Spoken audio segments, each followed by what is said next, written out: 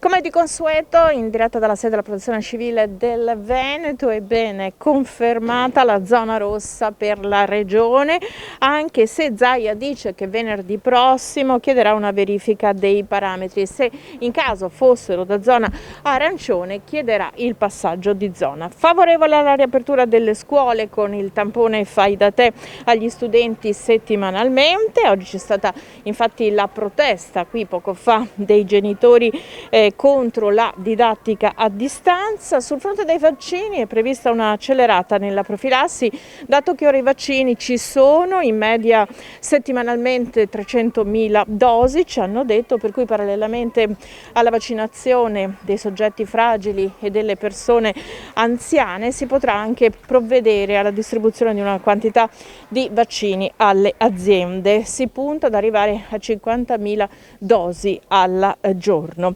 A Marghera c'è stata in Piazza Mercato anche un'altra protesta, quella degli operatori degli spettacoli viaggianti che da un anno non lavorano, ma sono previsti dei ristori anche per loro e anche una quota di fondo da Unioncamere. I dati sono da rosso, infatti stavo dicendo, nel senso che abbiamo 1,23 di R/T che ci permetterebbe di passare in arancione, ma abbiamo 2,54, bisogna essere 2,49 di positivi su 100.000. Veneta. Le terapie intensive ce le abbiamo al 24% occupate, il massimo è il 30%, l'area non critica al 25%, il massimo è 40%. Cosa vi dico?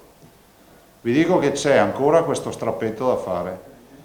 Ma è probabile che dalla prossima settimana si possa partire a vaccinare con un portafoglio di circa 300.000 dosi. Considerate che con un potenziale di 30-40.000 dosi al giorno riusciamo a garantire anche distribuzione durante quella settimana anche per altri canali di vaccinali. Devo dire che le scuole, secondo me, l'apertura è affrontabile, è sostenibile, ma va fatta con garantita ai ragazzi e alle famiglie con i test. Test che non è che possiamo fare tutti i giorni, non possiamo vendere questa utopia, impossibile. Però a cadenza, oppure utilizzando delle scuole sentinella più, diciamo, numericamente più importanti di quelle che abbiamo oggi, potrebbe già essere una buona soluzione.